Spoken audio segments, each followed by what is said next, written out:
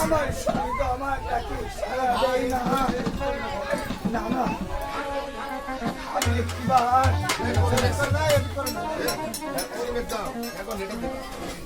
আমি একবার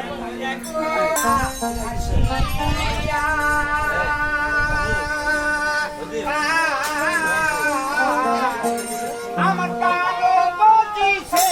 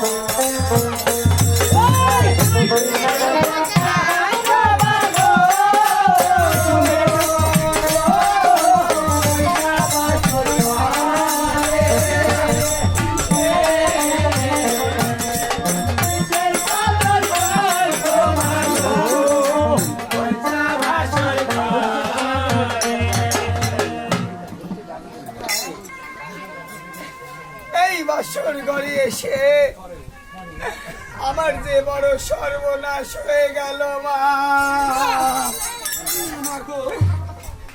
কোন সর্বনাশের কথা বলছো মাগো? আরে আমার যে সর্বনাশ হবার হয়ে গেছে মাগো। আরে তুমি আবার নতুন করে সর্বনাশের কথা বলছো মাগো। এই বাসর ঘরে এসে কি হয়েছে জানো মা? কি হয়েছে মাগো? এই বাসর ঘরে এসে মা আমার যে সীতার সিঁদুর মুছে গেল মা। ভুলা আরে এই বাসর ঘরে এসে তোমার সামনে সেবা সিঁদুর মুছে গিয়েছে বলে আমি এমন করে কান্নাকাটি করছো মাগো। আরে আমার কপাল কি বলে আমি তোমাকে কৌতুক সিঁদুর এনে দেবো মাগো। তো বুঝি তুমি আর এমন করে কান্নাকাটি করো না মাগো।